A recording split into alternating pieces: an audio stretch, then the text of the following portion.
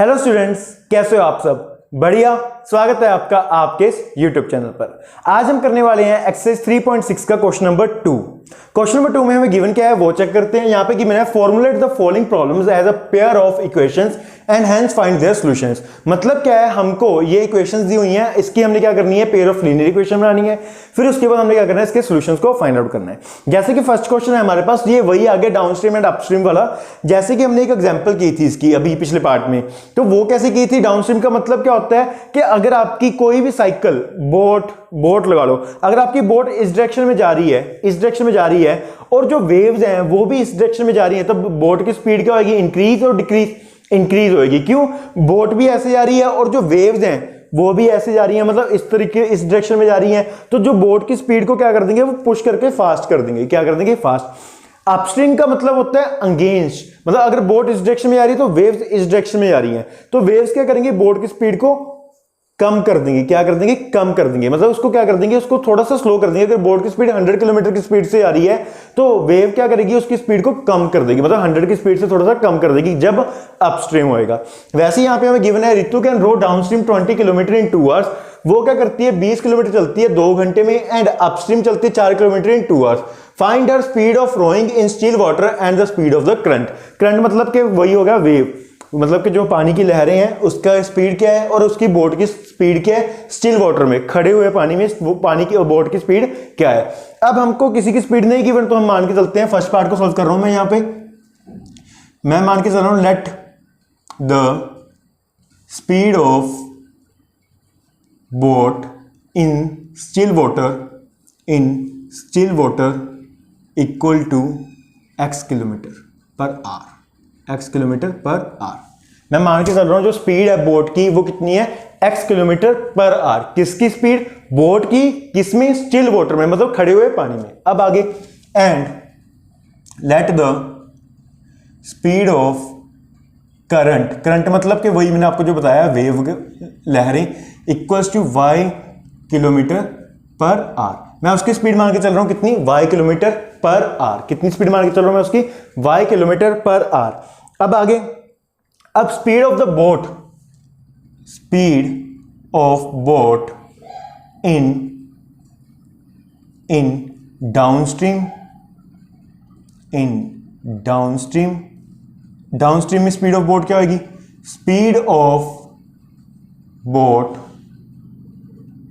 In still water plus speed of the current. देखो जो boat की स्पीड क्या होगी डाउनस्ट्रीम में, बोट की स्पीड क्या होगी डाउनस्ट्रीम में? अगर बोट इस डायरेक्शन में जा रही है तो वेव भी इस डायरेक्शन में जा रही है। मतलब डाउनस्ट्रीम का मतलब होता है जिस डायरेक्शन में वेव जा रही है, जिस डायरेक्शन में बोट जा रही है उसी डायरेक्शन में वेव जा रही है, तो बोट की स्पीड को क्या कर देंगी? वो फास्ट कर देंगी।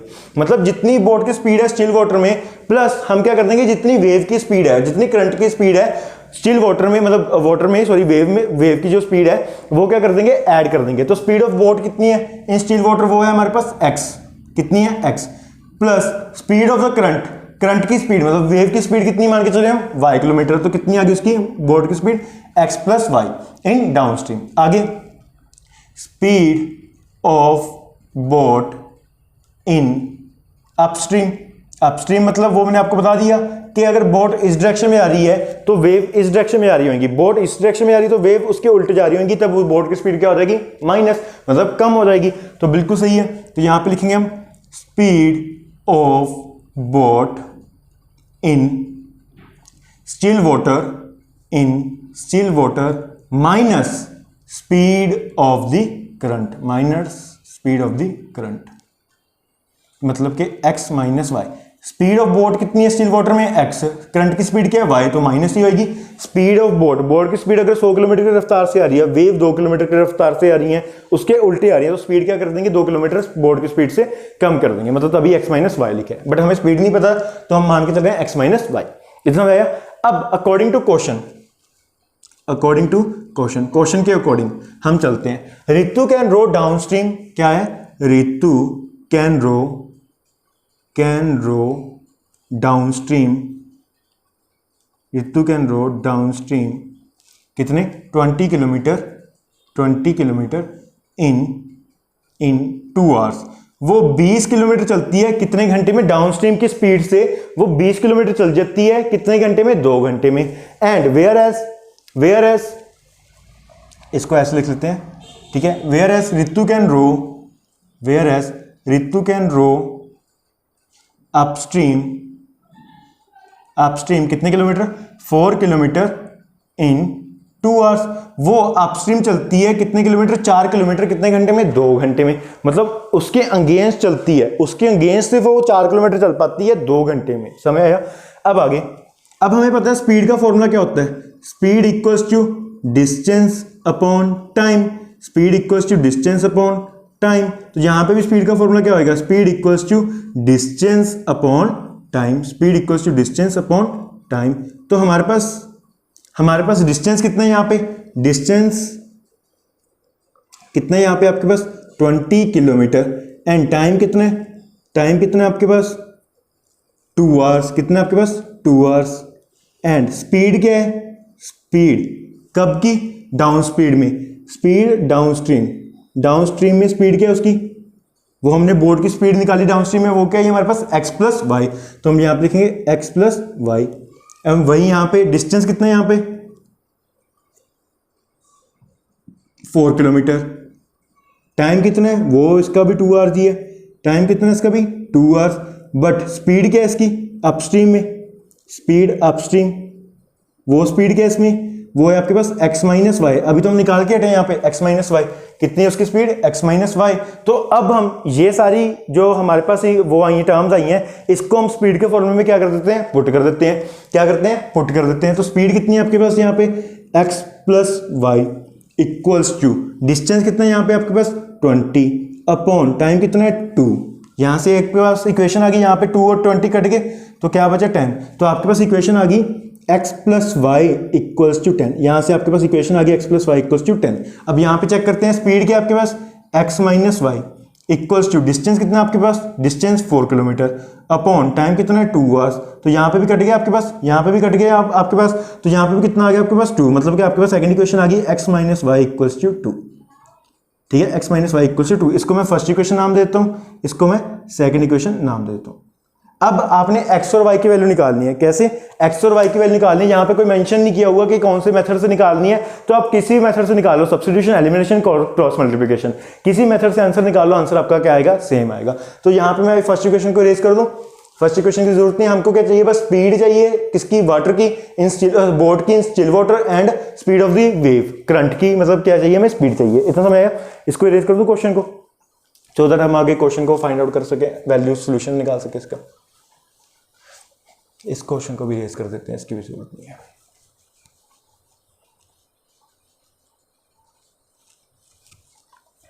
ठीक है, हमारे पास क्या है? x plus y equals to 10। मैं एलिमिनेशन मेथड लगा रहा हूं। कौन सा? By elimination method. क्यों? वो क्या हो जाएंगे? एलिमिनेट हो जाएंगे बाय एलिमिनेशन मेथड। आप कौन सा भी मेथड लगा सकते हो, जो भी आपको इजी लगता है। मेरे को यहाँ पे इसी क्वेश्चन को देख के एलिमिनेशन मेथड इजी लग रहा है। तो यहाँ पे हमारे पास फर्स्ट इक्वेशन क्या है? x plus y equals to 10। And second equation क्या है? x minus y equals to 2। इतना समझ आया?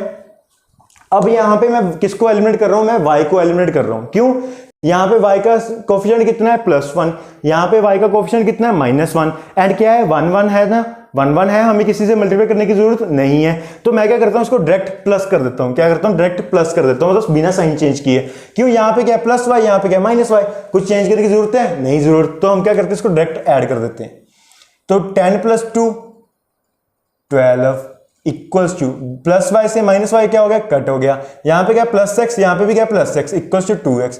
तो x की वैल्यू आ गई आपके पास 12/2 मतलब के 6। 12/2 मतलब के x की वैल्यू कितनी आ गई आपके पास? 6। x की वैल्यू आ गई आपके पास 6। x की वैल्यू आ गई आपके पास 6। यहां पे x की वैल्यू कितनी आ गई आपके पास? 6। अब इस x की वैल्यू हम क्या करते हैं? पुट कर देते हैं इक्वेशन नंबर 1। किसी भी इक्वेशन में पुट कर लो। Now put the value of x in equation 1। Equation 1 में हम क्या करते हैं? इसको पुट कर देते हैं। इक्वेशन 1 में हम क्या करते हैं? इसको पुट कर देते हैं। इक्वेशन 1 क्या है आपके पास? x plus y equals to 10। तो x की वैल्यू कितनी है हमारे पास? 6। x की वैल्यू कितनी है हमारे पास? 6। 6 प्लस वाई इक्वल्स टू 10। तो y इक्वल्स टू 10 - 6 मतलब कि y की वैल्यू कितनी आ गई आपके पास? 4। y की वैल्यू कितनी आ गई आपके पास 4, y की वैल्यू 4 आ गई, x की वैल्यू क्या आ गई आपके पास 6, y की वैल्यू आ गई 4, x की वैल्यू आ गई आपके पास 6। अब देयरफॉर द हमें जो पूछा गया था, therefore the speed of the boat, therefore the speed of the boat वो कितना मान के चल रहे हैं हम, बोट की कितनी स्पीड मान के चल रहे हैं x किलोमीटर, तो x कितना है हमारे पास 6, तो मतलब कितनी है इसकी 6 kilometre per our, 6 kilometre per our. And speed of the current, current मतलब के वेव इक्वल्स टू उसकी क्या मान के चले हम y किलोमीटर, तो y की वैल्यू कितनी आई है 4, तो इसकी कितनी स्पीड होगी 4 किलोमीटर पर आवर, कितनी स्पीड होगी इसकी 4 किलोमीटर पर आवर, और स्पीड ऑफ बोट कितनी होगी 6 किलोमीटर पर आवर। इतना समय आया, इसका पहले स्क्रीनशॉट लो, फिर हम चलते हैं पार्ट नंबर 2 के ऊपर। इतना समय आया, इसको इरेज कर दें, ठीक है। अब हम चलते हैं सेकंड पार्ट के ऊपर, इसको इरेज कर दूं, फर्स्ट पार्ट को तो कोई जरूरत नहीं अब हमें।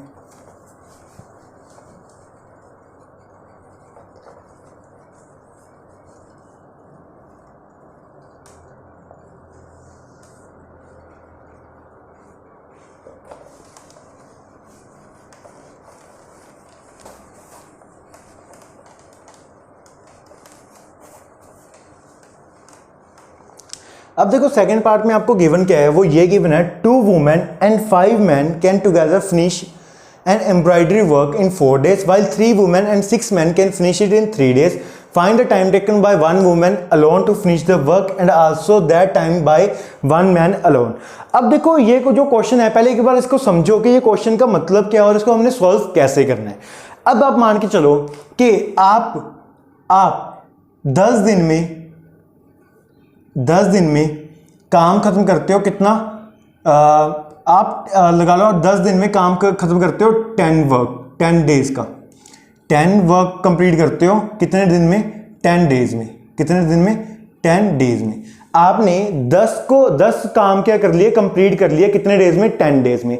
तो एक दिन में कितना काम किया होगा, एक दिन में कितना काम किया होगा 1 डे में, आपने 1 डे में कितना काम किया होगा, वो क्या होगा 10/10। देखो 10 डेज से 10 वर्क को क्या कर दिया डिवाइड, तो वो क्या आ गया आपके पास 1 डे का काम आ गया।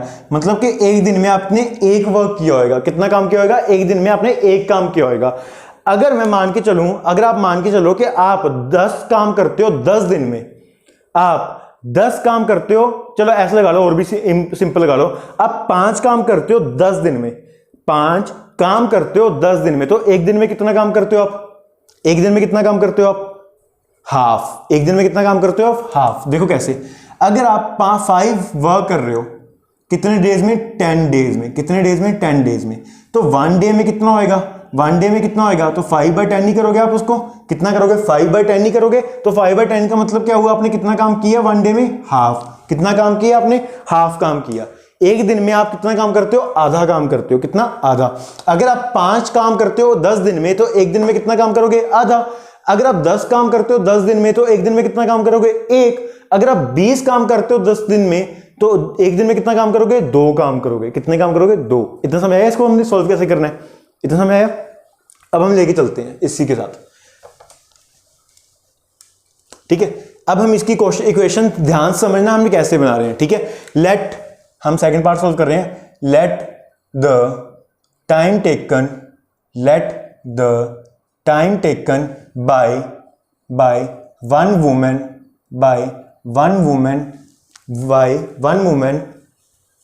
to finish the embroidery work, work लगा दो, सिंपल एम्ब्रॉयडरी छोड़ो।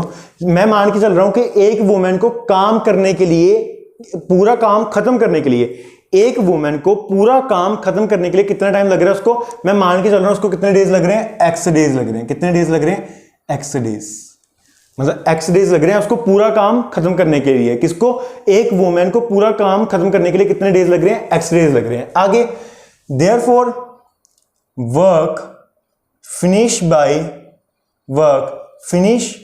By one women in one day, एक वुमेन एक दिन में फिर कितना काम कर लेगी। अगर उसको पूरा काम खत्म करने में कितने डेज लग रहे हैं, एक्स डेज लग रहे हैं। जैसे अभी मैंने बताया आपको 10 काम खत्म करने में आपको 10 डेज लग रहे हैं, तो एक दिन में कितना काम कर लोगे आप 10/10, मतलब कि days upon work, days upon work, यही करोगे ना आप, सॉरी वर्क अपॉन डेज। देखो कैसे, आप अगर 10 वर्क करते हो, 10 वर्क भी छोड़ो, 5 वर्क से ज्यादा समझ में आएगा। अगर आप 5 वर्क करते हो कितने दिन में, 10 दिन में, 10 डेज में, तो एक डे में कितना काम कर लोगे आप, तो वो कितना हो जाएगा, 5/10 ही हो जाएगा। कितना, work upon days, work upon days. तो वैसे ही यहां पे अगर आप पूरा वर्क फिनिश करने में कितने डेज ले रहे हो, x डेज ले रहे हो, तो एक दिन में कितना काम कर लोगे आप, 1/x। कितना, 1/x। कितना काम करोगे, 1/x। देखो पूरा एक काम फिनिश करने में आपको लग रहे हैं x डेज, पूरा एक काम फिनिश करने में लग रहे हैं आपको x डेज। तो 1 डे में कितना होएगा वो फिनिश काम, 1/x। कितना होएगा, 1/x। तो यहीं पे वही तो लिखा है 1/x, क्या लिखा है, 1/x। समय है, समय है। अब ऐसी there and also let the time taken by one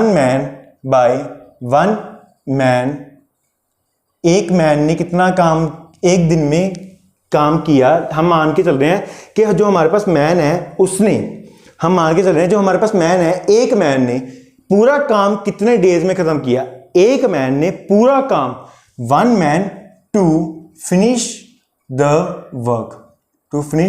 work, मैं उसको मान के चल रहा हूं कितने डेज में उसने पूरा काम खत्म किया, y डेज में। कितने डेज में उसने पूरा काम खत्म किया, y डेज में।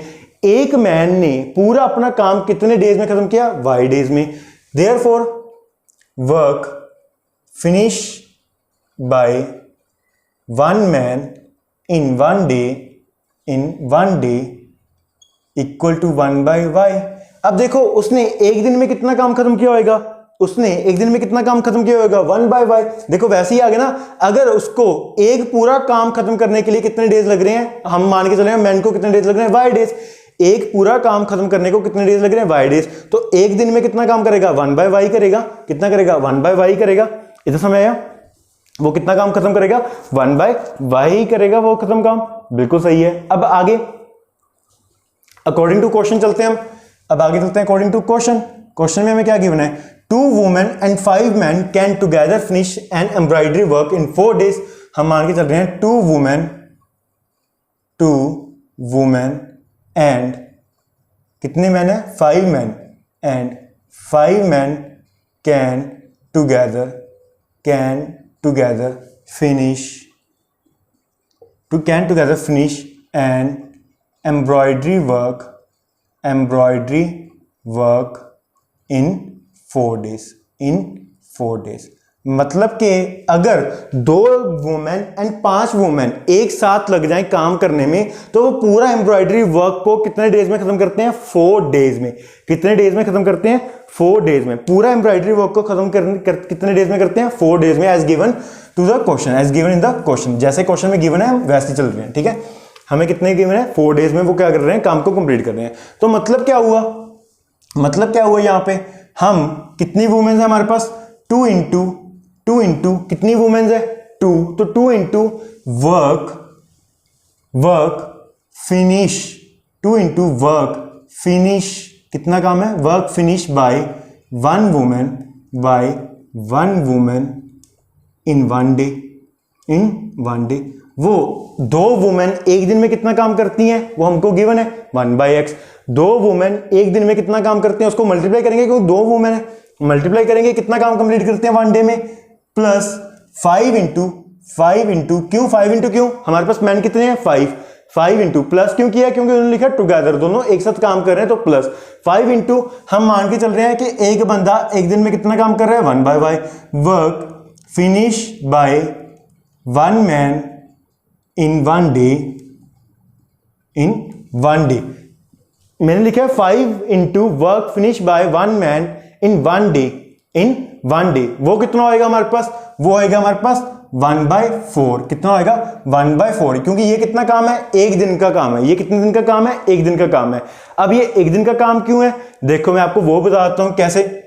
हमारे पास यहां पे क्या है, 2 women and 5 man can together finish work and embroidery work win 4 days. 4 days में वो कितना काम कर रहे हैं, इतना काम कर रहे हैं, ठीक है, इतना काम कर रहे हैं। तो 1 डे में कितना काम करेंगे, इन 1 डे। वो किसका आ गया, इन 1 डे। इन 1 डे। 1 डे में कितना काम करेंगे वो 1/4। 1 डे में कितना काम करेंगे वो 1/4। 1/4 वर्क। कितना काम करेंगे वो एक दिन में कितना काम करेंगे 1/4। अगर दोनों मिलके, दोनों वुमेन एंड 5 मैन मिलके 4 दिन में काम कंप्लीट करते हैं तो वो एक दिन में कितना करेंगे 1/4 ही करेंगे। जैसे हमने यहां पे समझा था एक्स के, हमारे पास अगर एक पूरा वुमेन पूरा काम खत्म करने में x डेज ले रही है तो एक दिन में कितना काम होएगा 1/x ही होएगा ना। तो वैसे ही यहां पे अगर वो 4 डेज ले रहे हैं टोटल तो एक दिन में कितना काम कंप्लीट होएगा 1/4। 25% ही कंप्लीट होएगा ना, 1/4 का तो 25%, तो कितना कंप्लीट होगा 25%, मतलब कि 1/4 कंप्लीट होएगा। तो हम ये लेके चल रहे हैं एक दिन का काम कि 2 लड़कियां एक दिन में कितना काम करती हैं और 5 लड़के मतलब 5 मैन एक दिन में कितना काम करते हैं, वो टोटल कितना काम करते हैं 1/4 काम कर रहे हैं। ठीक है ना, इतना समझ आया कैसे किया हमने। ठीक है, तो इसके अकॉर्डिंग इक्वेशन क्या आ गया हमारे पास 2 into work finish by 1 women in 1 day. एक दिन में कितना काम करते हैं वो 1/x। ठीक है, plus 5 into work finish by 1 man in 1 day, वो कितना है हमारे पास 1/y। देखो work finish by 1 man in 1 day, वो एक दिन में कितना काम करते हैं 1/y। तो यहां पे आ गया आपके पास 1/5 इक्वल्स टू 1/4 इक्वल्स टू 1/4। तो यहां पे हम इसको लिख लेते हैं, इसको ऐसे ही रहने देते हैं, इसको ऐसे ही रहने देते हैं, इसको इक्वेशन नंबर नाम देते हैं 1, इसको इक्वेशन नंबर नाम देते हैं 1। समझ आया। अब सेकंड आल्सो क्या गिवन है, आल्सो क्या गिवन है हमें 3 वुमेन, आल्सो 3 वुमेन एंड कितने man 6 man, 6 man can finish it in 3 days. अब देखो 3 वुमेन लगी, पहले कितनी लगी थी 2 वुमेन, अब कितनी लगी 3 वुमेन एंड 6 मैन लगे। कितने मैन लगे 6 मैन। उन्होंने आपस में काम कंप्लीट किया 3 डेज में। कितने डेज में 3 डेज में काम कंप्लीट किया। तो 1 डे में कितना करेंगे इन 1 डे कंप्लीट कितना करेंगे वो 1 day complete the work in 1 day complete कितना करेंगे वो 1/3 कितना करेंगे वो 1/3 वर्क कर लेंगे। इन 1 डे कितना काम कर लेंगे वो 1/3 काम कर लेंगे। देखो अगर हम 10 दिन में कितना काम करते हैं 5 वर्क करते हैं, कितना काम करते हैं 5 वर्क करते हैं, तो एक दिन में कितना करेंगे 1 डे में कितना करेंगे 5/10 कितना करेंगे 5/10। तो यहां पे तो वही लिखा है कि अगर वो पूरे आपस में मिलके 3 दिन में काम कंप्लीट करते थे, कितने दिन में 3 डेज में, तो एक दिन में कितना करेंगे 1/वर्क अपॉन डे, 1/वर्क डे। यहां पे वर्क कितना है, यहां पे हमें पता ही नहीं, वर्क कितनी पता नहीं, तो हमने क्या कर लिया 1/3, मतलब कि उन्होंने जितना काम करते थे वो उसका कितना पार्ट कर लेंगे 1/3 पार्ट उसका काम फिनिश कर लेंगे। कितना 1/3 पार्ट उसका काम क्या कर लेंगे फिनिश कर लेंगे। इतना समय आया। अब same as it is question जैसा हमें क्वेश्चन में गिवन है वो क्या है 3 वुमेन, मतलब कि 3 into women work finish by 1 women in 1 day, यहां पे 1 आएगा इन 1 डे। ठीक है, इक्वल प्लस क्या है 6 man, 6 into work finish by 1 man in 1 day, वो एक दिन में कितना काम करते हैं इक्वल्स टू 1/3। उन्होंने टोटल कितना काम किया एक दिन में, टोटल आपस में सभी ने मिलके एक दिन में टोटल कितना काम किया उन्होंने काम किया 1/3। कितना काम किया उन्होंने मिलके, सभी ने, वुमेन्स ने एंड 6 मैन ने मिलके आपस में पूरे दिन में कितना काम कर लिया 1/3 काम कर लिया।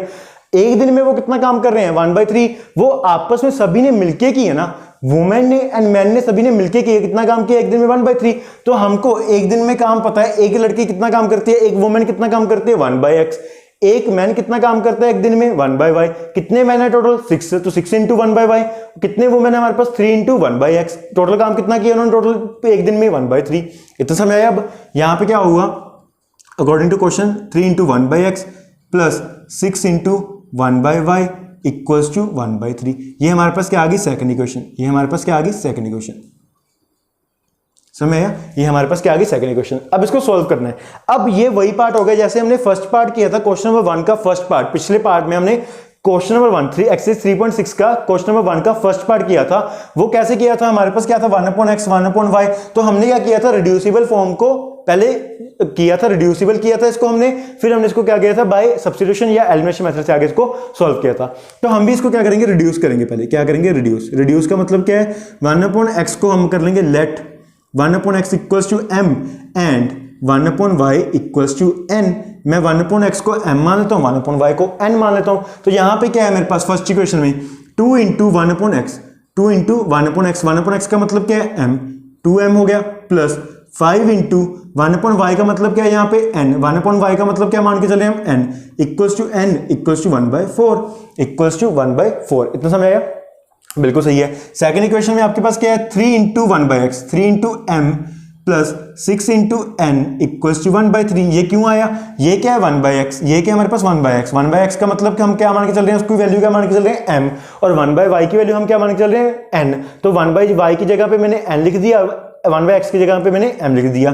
तो इसके अकॉर्डिंग क्वेश्चन क्या आ गया हमारे पास, 2m plus 5n equals to 1/4 and यहाँ पे आ गया आपके पास 3m plus 6n equals to 1/3, equals to 1/3। अब इधर 4 क्या हो रहा है, डिवाइड, तो दूसरी तरफ आके क्या होएगा, मल्टीप्लाई। इधर 3 क्या हो रहा है, डिवाइड, तो दूसरी तरफ आके क्या होएगा, मल्टीप्लाई। मतलब कि 4 इंटू ब्रैकेट में 2m plus 5n equals to 1, क्योंकि ये 4 क्या चला गया दूसरी साइड। यहां पे भी 3 into 3m plus 6n equals to 1/3, sorry equals to 1, क्योंकि 3 तो दूसरी साइड ही चला गया, इक्वल्स टू 1। समझ आया। अब यहाँ पे 4 into 2 8m plus 4 into 5 20n equals to 1। यहाँ पे 3 into 3 9m plus 3 into 6 18n equals to 1, equals to 1। इतना समझ आया, इतना समझ आया। अब हम क्या करते हैं, किसी मेथड से इसको m और n की वैल्यू को फाइंड कर लेते हैं। अब हम किसी मेथड से क्या करते हैं, m और n की वैल्यू फाइंड करते हैं। Now by substitution method, now by substitution, now by substitution method, substitution method से इसको क्या करते हैं, हम सोल्व कर लेते हैं। वो कैसे होएगा, 8m प्लस 20n है, यहां से मैं क्या करता हूं 8m की वैल्यू निकाल लेता हूं। वो क्या आएगी 1 माइनस 20n और m equals to 1 minus 20n divide by 8, divide by 8। ये क्या आ गया आपके पास, वैल्यू आ गई किसकी, सब्स्टिट्यूशन मेथड से m की वैल्यू आ गई। इतना समझ आया। अब इस m की वैल्यू को हम क्या करते हैं, पुट कर देते हैं equation number 2, equation number, sorry इसको इक्वेशन, अब नाम चेंज कर देते हैं, इसको नाम देते हैं इक्वेशन नंबर 3rd, क्योंकि हमने फर्स्ट सेकंड तो नाम दे दिया, इसको नाम देते हैं इक्वेशन नंबर 3rd, और इसको हम नाम देते हैं इक्वेशन नंबर 4, इक्वेशन नंबर 4। ठीक है, अब इसको इरेज कर दो, क्वेश्चन को, क्वेश्चन की तो जरूरत नहीं हमें, क्वेश्चन को करते हैं अब हम इरेज।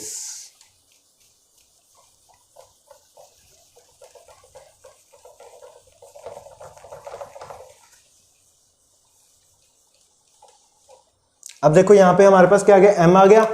अब now put the value, now put the value of m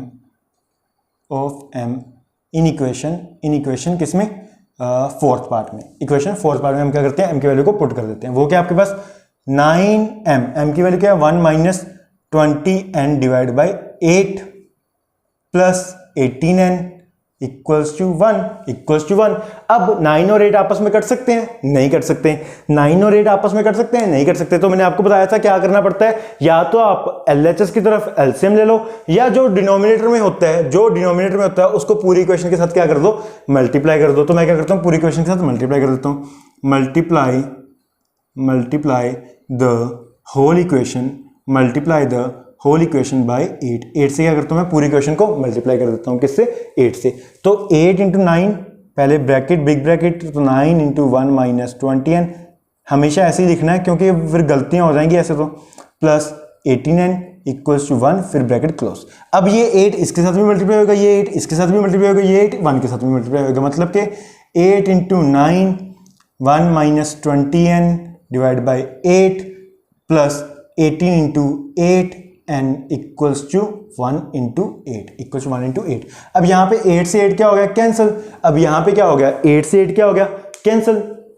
8 से 8 कैंसिल क्यों हुआ, क्योंकि 8 यहाँ पे क्या है मल्टीप्लाई में, यहाँ पे 8 क्या है डिवाइड में। ऊपर 8 क्या है मल्टीप्लाई में, नीचे 8 क्या है डिवाइड में। तो यहाँ पे 8 और 8 कैंसिल हो गया। तो हमारे पास इक्वेशन क्या बनी, 9 into 1 minus 20n plus 18n into 8 equals to 1 into 8।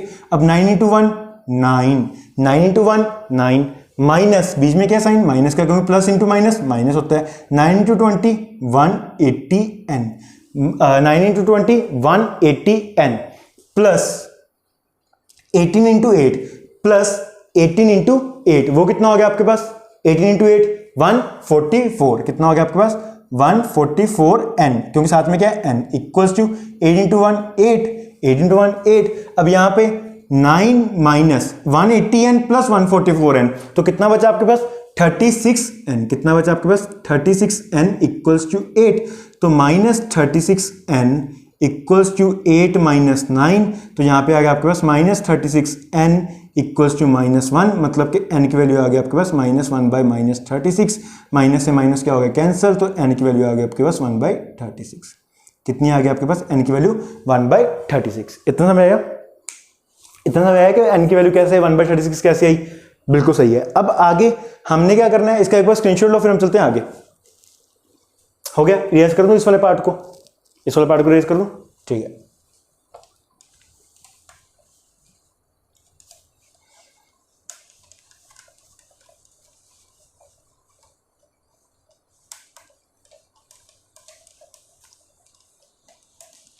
अब आगे हमारे पास n की वैल्यू होगी 1 बाई 36। अब इसको हम पुट करते हैं क्वेश्चन नंबर 3 में। Now put the value of n in equation third, so that हमको किसकी वैल्यू मिल जाए, m की वैल्यू मिल जाए, किसकी, m की, ठीक है। अब m के आपके पास यहाँ पे इक्वेशन थर्ड क्या है आपके पास 8m plus 20n equals to कितना आपके पास 1, इक्वल्स टू 1। अब 8m प्लस 20 इंटू n की वैल्यू कितनी है 1 by 36 into 1 by 36 equals to 1। क्या ये कर सकते हैं अभी, यस। किसके टेबल पे, 4 के टेबल पे, किसके टेबल पे, 4 के टेबल पे, तो कट के ये कितना आ गया 5 और नीचे कितना आ गया आपके पास 9, कितना आ गया 9। अब 5 और 9 आपस में दोबारा कर सकते हैं, नहीं कर सकते। 5 और 9 आपस में कर सकते हैं, नहीं कर सकते। तो हम क्या कर रहे हैं, हमें क्या करना पड़ेगा, पहले इसकी इक्वेशन लिख लेते हैं साफ साफ। 8m प्लस 5 बाई 9, यहाँ पे साथ में n भी था, यहाँ पे n 5 बाई 9, सॉरी n की तो वैल्यू तो कैंसिल ही हुई थी, n की तो वैल्यू पुट की हमने इक्वल्स टू 1। अब यहाँ पे फिर से क्या पंगा पड़ रहा है, डिनोमिनेटर में हमारे पास कोई ना कोई नंबर आ रहा है। फिर से हम क्या करेंगे, या तो आप LHS की तरफ LCM ले लो, या फिर क्या करो पूरी इक्वेशन को मल्टीप्लाई कर दो। तो मैं फिर से क्या करता हूँ, multiply, now multiply the whole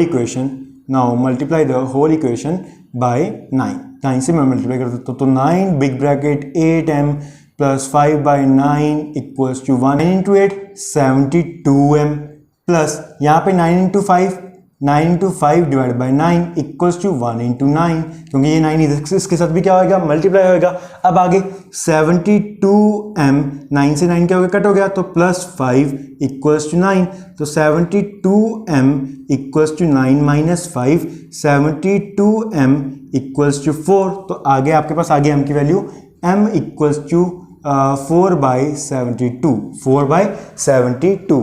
अब देखो 4 बाई 72 4 के टेबल में कट रहा है, बिल्कुल कट रहा है, कैसे 18 पे, तो कितना आ गया आपके पास m की वैल्यू आ गया आपके पास 1 बाई 18, m की वैल्यू आ गया आपके पास 1 बाई 18 और n की वैल्यू आ गया आपके पास 1 बाई 36। बट हमें m और n की वैल्यू नहीं चाहिए थी, हमको किसकी वैल्यू चाहिए, x एंड y की। तो हम क्या पुट करके चले हैं, let x equals to, let हम मान के क्या चले थे, let 1 by x equals to m, हम यही मान के चले थे, let 1 by x equals to m and 1 by y equals to n। तो 1 बाई x की वैल्यू क्या है, m की वैल्यू क्या है, 1 बाई 18, क्या आ गई 1 बाई 18, और y की वैल्यू क्या आ गई 1 by y equals to 1 by 36, कितनी आ गई 1 बाई 36, यहाँ पे क्या 1 बाई 36। तो 18 x इधर क्या हो रहा है डिवाइड, तो दूसरी तरफ आके क्या आएगा मल्टीप्लाई, 18 इधर क्या हो रहा है डिवाइड, दूसरी तरफ आके क्या आएगा मल्टीप्लाई, तो 18 into 1 equals to 1 into x. तो x की वैल्यू आ गई आपके पास 18, x की वैल्यू कितनी आ गई 18, तो यहाँ पे y इक्वल्स टू 36, क्योंकि 36 इधर क्या होगा मल्टीप्लाई, y इधर क्या होगा multiply, 36 into 1 36, y into 1 y, तो क्या आ गया आपके पास y की वैल्यू कितनी आ गई 36, y की वैल्यू आ गई आपके पास 36 और x की वैल्यू आ गई आपके पास 18। तो अब हमें क्या पूछा गया था, हमें पूछा गया था यहाँ पे कि वो एक women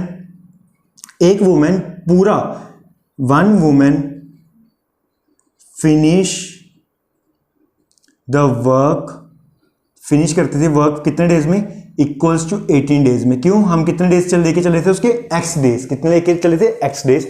therefore and one man, एक मैन फिनिश करता था वर्क को, one man finish the work in one man finish the work in 36 days. एक मैन एक काम को खत्म कितने डेज में करता था? 36 डेज में। अकेला मैन पूरे काम को खत्म कितने डेज में करता? 36 डेज में।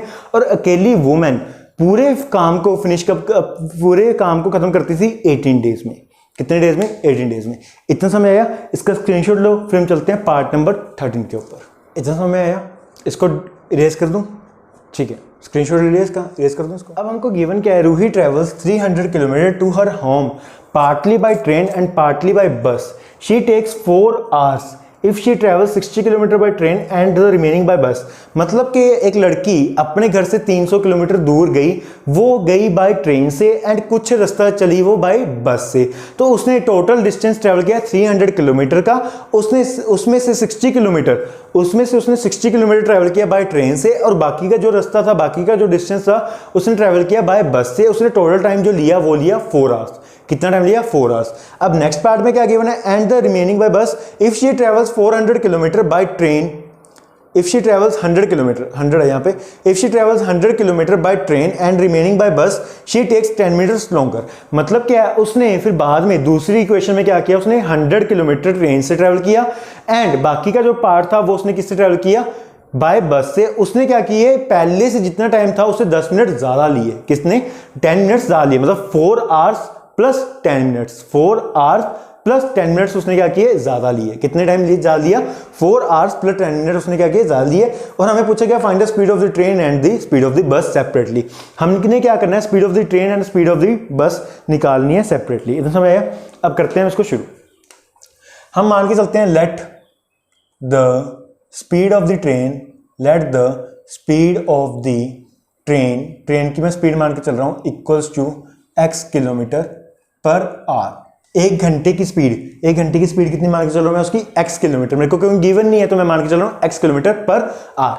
अब आगे late the speed of the bus की स्पीड मैं मान के चल रहा हूं कितनी? y kilometre per our. उसकी कितनी स्पीड मान के चल रहा हूं मैं? y kilometre per hour. अब अकॉर्डिंग टू क्वेश्चन के according to question, Ruhi travels total distance कितना? रूही ट्रेवल्स टोटल डिस्टेंस कितना? 300 kilometre to her home partly by bus. ठीक है, टू हर होम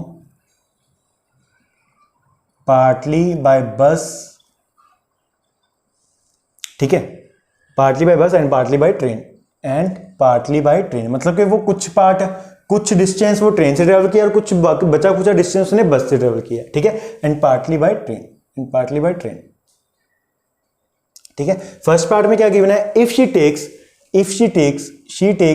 4 आवर्स। ठीक है, इफ शी ट्रेवल 60 किलोमीटर, अगर वो कितने किलोमीटर चली? 60 kilometre by train and remaining bye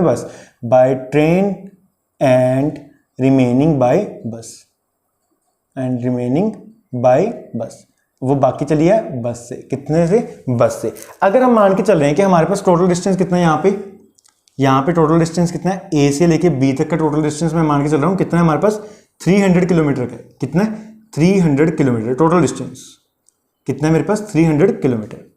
ठीक है, कितना है मेरे पास टोटल डिस्टेंस? 300 किलोमीटर। इतना समय है मेरे पास टोटल डिस्टेंस कितना है मेरे पास? 300 किलोमीटर का।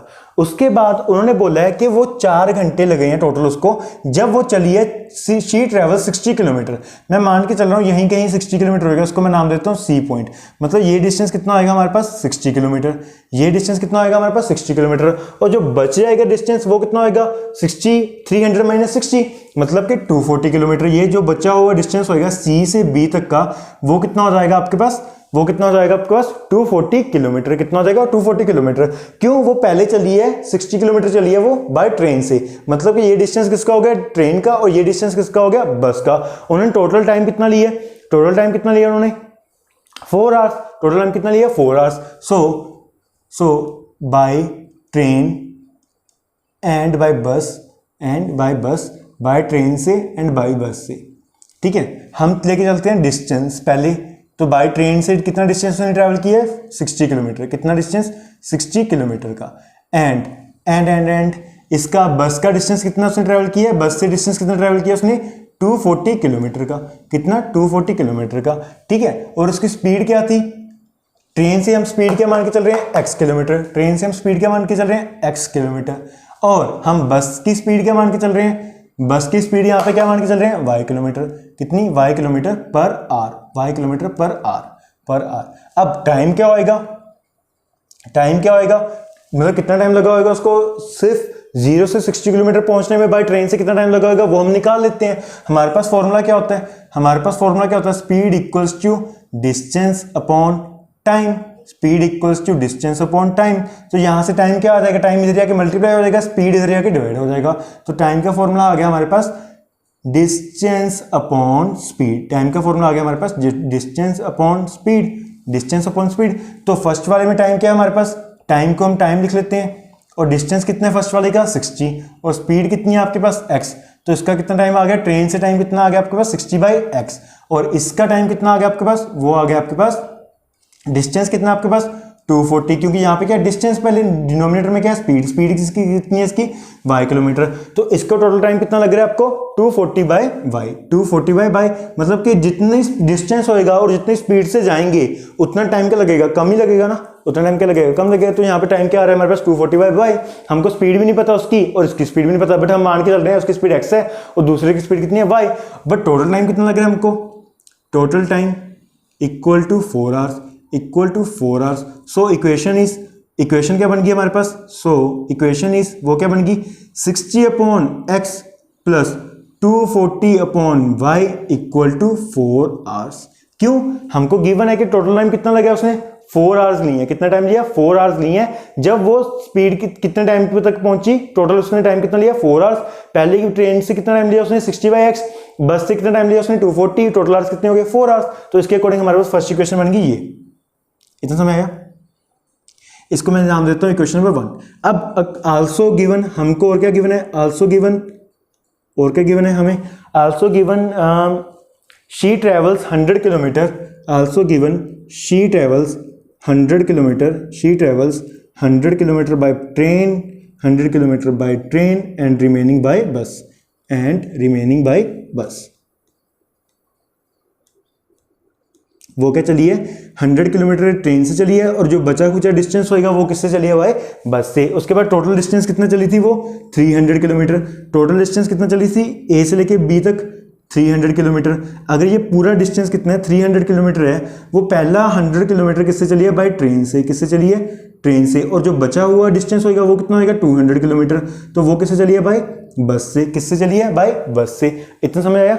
अब यहाँ पे फिर से वही हम फॉर्मूला लगा लेते हैं, बाई ट्रेन का एंड बाई बस से, बाई बस, इसको सी पॉइंट देता हूँ, ठीक है। तो डिस्टेंस कितना होएगा ट्रेन से डिस्टेंस, बस से डिस्टेंस कितना होएगा, ट्रेन से डिस्टेंस चली है वो 100 किलोमीटर और बस से डिस्टेंस चली है वो 200 किलोमीटर, और स्पीड क्या है ट्रेन की वो है आपके पास x, और बस की स्पीड क्या है वो है आपके पास y, और टाइम कितना लगता है वो होता है डिस्टेंस अपॉन स्पीड, टाइम कितना लगता है डिस्टेंस अपॉन स्पीड।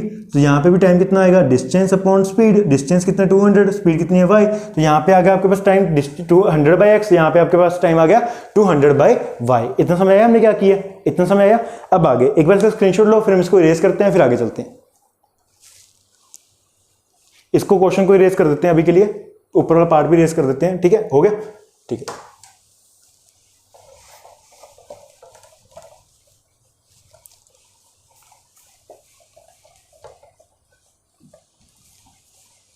और वहां पे क्वेश्चन में हमें लिखा था, क्वेश्चन में लिखा था she takes total time 10 minutes longer, 10 minute longer, मतलब कि उसने जितना टाइम पिछली बार लिया था उससे 10 मिनट क्या किए ज्यादा लिए, उससे 10 मिनट क्या किया उसने ज्यादा लिए, जितना टाइम उसने पिछली बार लिया था उससे 10 मिनट क्या किया उसने ज्यादा लिए, 10 मिनट्स ना कि 10 आवर्स। कितना टाइम ज्यादा लिए 10 मिनट्स।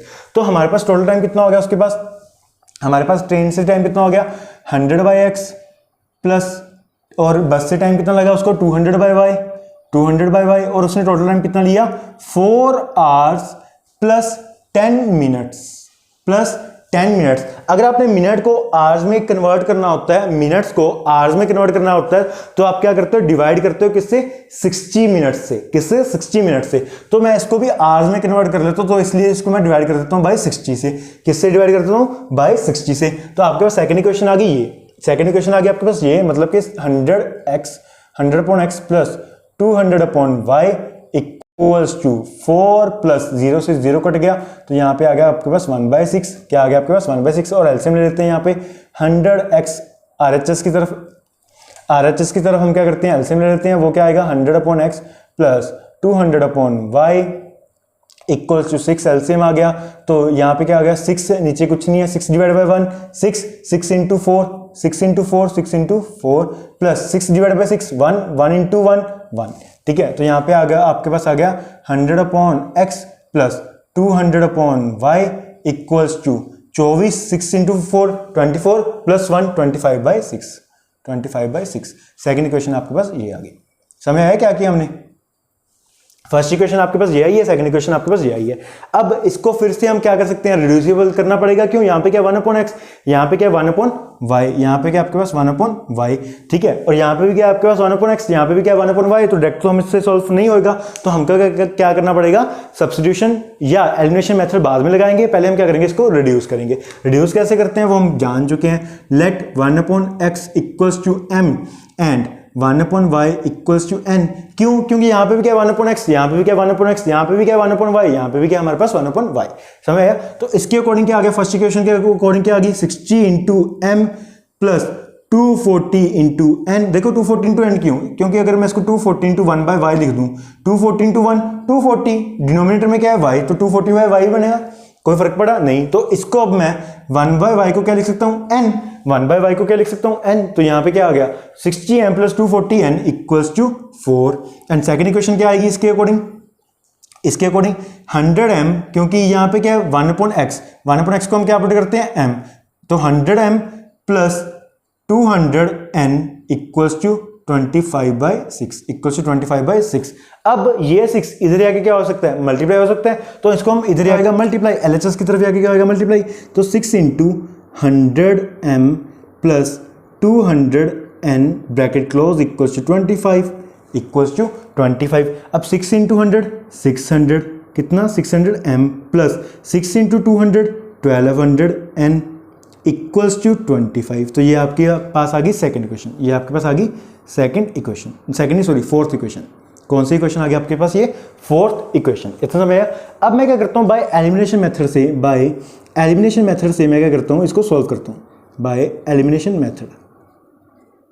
आप कोई भी मेथड लगा सकते हो, लेकिन मेरे को क्या लग रहा है इसमें थोड़ा सा एलिमिनेशन मेथड है जो वो इजी लग रहा है। देखो यहाँ पे क्या 600, यहाँ पे क्या 60, यहाँ पे क्या 600, यहाँ पे क्या 60। मैं एलिमिनेट करता हूँ m को एलिमिनेट कर देता हूँ। यहाँ पे क्या आपके पास 600, यहाँ पे क्या 60। तो मैं इसको 600 बनाना, तो इसी क्वेश्चन को किससे मल्टीप्लाई करूँ, किससे, 10 से। इसको मैं मल्टीप्लाई कर देता हूँ by 10।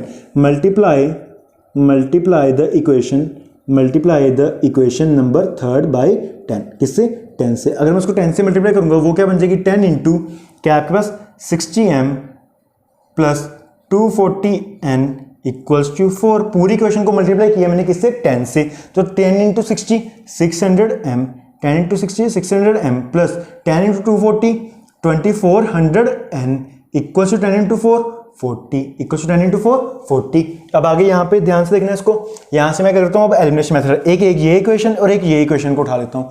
600m plus 2400n equals to 40। और सेकंड क्या है आपके पास, 600m plus 1200n equals to 25।